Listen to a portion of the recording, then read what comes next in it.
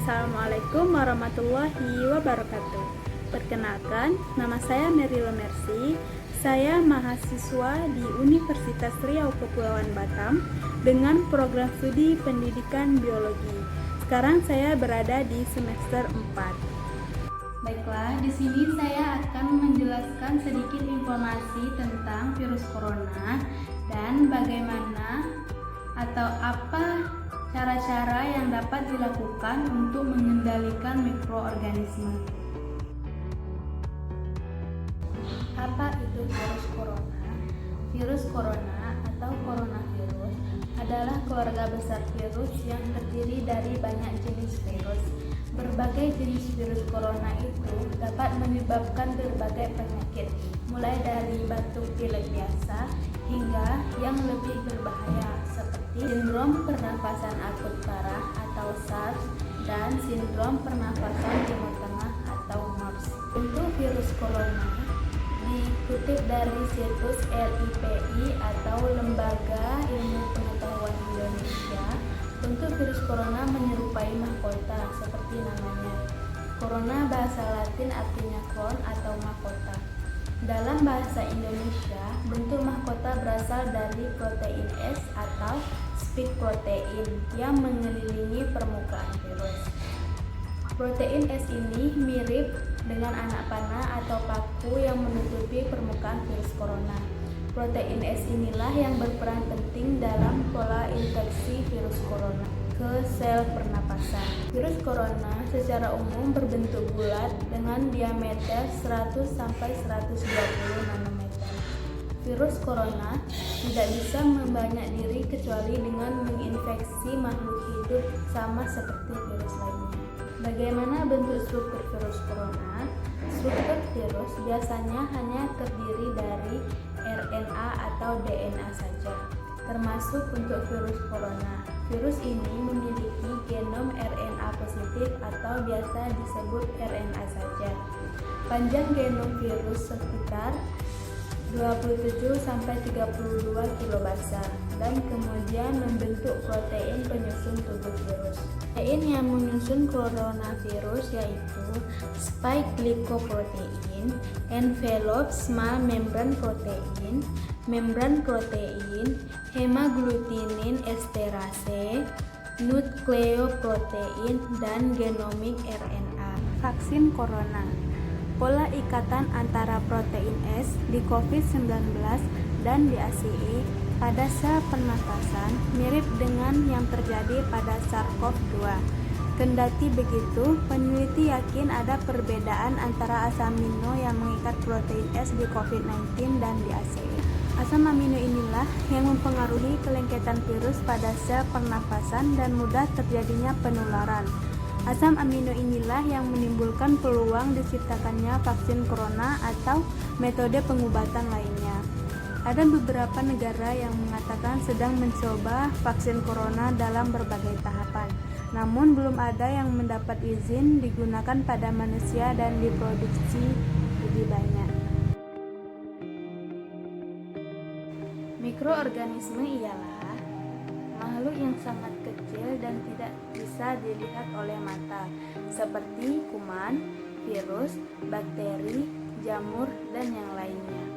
Mikroorganisme bisa dilihat menggunakan bantuan mikroskop saja. Kenapa kita harus mengendalikan mikroorganisme? Tujuannya yaitu untuk mencegah penyebaran penyakit dan infeksi, untuk membasmi mikroorganisme pada inang yang terinfeksi, dan untuk mencegah pembusukan dan kerusakan bahan pangan oleh mikroorganisme. Mikroorganisme dapat dikendalikan dengan beberapa cara. Dapat diminimalisir, dihambat, dan dibunuh oleh sarana atau proses fisika atau bahan kimia. Beberapa cara untuk mengendalikan jumlah populasi mikroorganisme yaitu dengan cara sanitasi atau cleaning, disinfeksi, antiseptik, sterilisasi, pengendalian mikroba dengan suhu panas lainnya, pengendalian mikroba dengan radiasi, pengendalian mikroba dengan filtrasi, dan pengendalian mikroba dengan bahan kimia. Dan pada video kali ini, saya akan menggunakan teknik disinfeksi dan antiseptik. Di mana disinfeksi adalah proses pengaplikasian bahan kimia atau disinfektan terhadap peralatan, lantai, dinding, atau yang lainnya untuk membunuh sel vegetatif mikrobia. Disinfeksi diaplikasikan pada benda dan hanya berguna untuk membunuh sel vegetatif saja. Sedangkan teknik antiseptik ialah aplikasi senyawa kimia yang bersifat antiseptik terhadap tubuh untuk melawan infeksi dan mencegah pertumbuhan mikroorganisme dengan cara menghancurkan atau menghambat aktivitas mikroba. Penggunaan disinfeksi itu untuk benda-benda mati seperti gagang pintu, dinding, jendela, stang motor, stop kontak, dan masih banyak lainnya. Dan adapun bahayanya disinfektan ini bisa menyebabkan kulit terbakar, bisa juga menyebabkan gangguan pencernaan jika terhirup secara langsung. Jadi, saat kita menggunakan disinfektan, kita sebaiknya menggunakan masker dan sarung tangan. Tujuannya untuk meminimalisir terjadinya keracunan pada diri kita. Baiklah, selanjutnya kita akan membuat cairan disinfektan secara pribadi di rumah dengan bahan yang mudah ditemukan.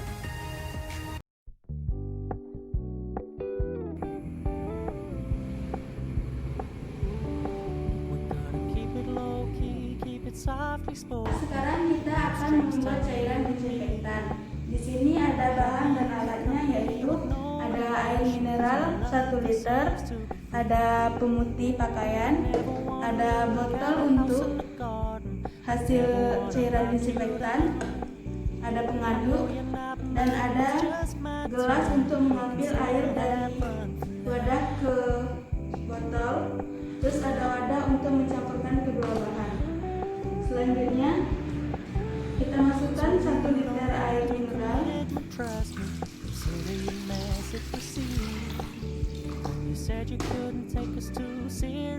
Kemudian masukkan 30 ml cairan pemutih setara dengan 2 tutup botol.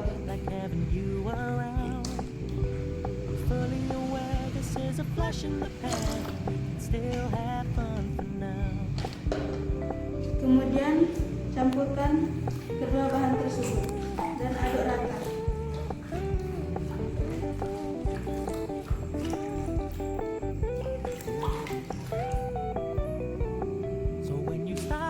Kemudian tuangkan cairan disinfektan ke dalam botol yang telah kita sediakan. Don't worry, I get it. I meant what I said when I said it, lady. I never wanna look at a house in the garden. I never wanna lock you down. I know you're not mine, it's just my turn. But we can still have fun for now. Dan No, I cairan never disinfektan wanna pun play telah happy jadi. families with you, but I like having you around. I'm fully aware this is a flash in the pan, but we can still have fun for now. Yeah, we can still have fun for now. Oh, Ya, we itu can tadi still video have fun. cara pembuatan disinfektan dan langsung bisa digunakan di dalam rumah.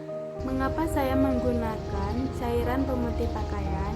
Karena cara kerja cairan pemutih pakaian itu sama dengan alkohol. Kandungan dalam cairan pemutih pakaian akan mengurangi protein pada bakteri sehingga mematikan bakteri tersebut. Pemutih pakaian juga merupakan disinfektan yang serbaguna.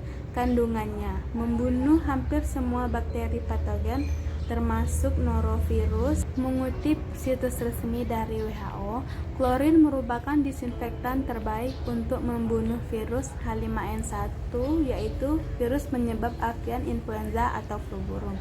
Ada 2 alasan klorin baik digunakan sebagai disinfektan. Pertama, produk rumah tangga berbahan dasar klorin termasuk pemutih pakaian dengan mudah ditemukan di negara-negara berkembang. Kedua, Klorin adalah senyawa kimia yang aman digunakan dalam laboratorium untuk aktivitas PCR karena klorin memisahkan asam nukleat. Teknik kedua yaitu teknik aseptik atau segala upaya yang bisa dilakukan untuk pencegahan masuknya mikroorganisme ke dalam tubuh kita yang bisa menyebabkan infeksi, seperti mencuci tangan menggunakan sabun dan air mengalir ataupun dengan menggunakan hand sanitizer. Tujuan teknik aseptik ini sendiri yaitu untuk melindungi jaringan hidup seperti kulit kita agar terhindar dari kontaminan. Kontaminan itu ialah seperti mikroorganisme yang seperti virus, bakteri, jamur, dan kuman-kuman.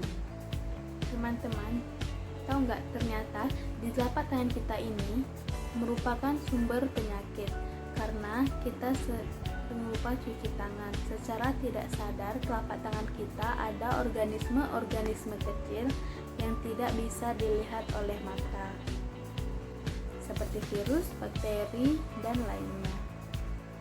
Maka untuk itu sangat penting mencuci tangan dengan air yang mengalir atau menggunakan hand sanitizer. Mau tahu bagaimana cara mencuci tangan yang benar dengan air mengalir?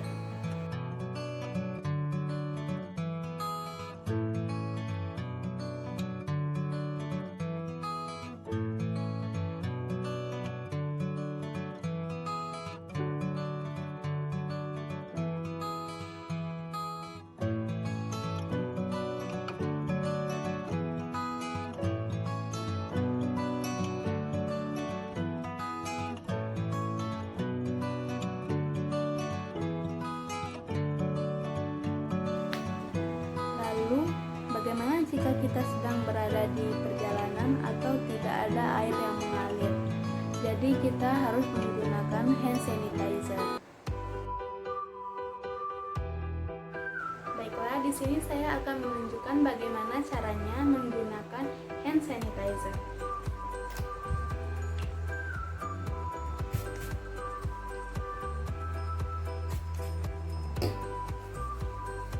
Sebenarnya, cara mencuci tangan dengan hand sanitizer sama saja dengan cara menggunakan air yang mengalir.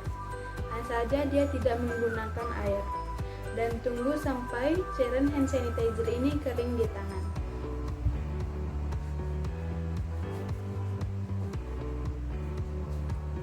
Setelah selesai, tapi jangan menggunakan hand sanitizer terlalu sering, karena hand sanitizer itu dapat mempertinggi resiko keracunan karena kandungan alkoholnya yang terlalu tinggi dan akan lebih berbahaya jika terhirup oleh anak-anak.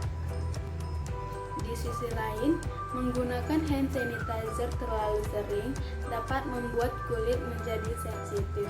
Minyak dan uap air alami yang dihasilkan oleh kulit menghilang setelah penggunaan hand sanitizer.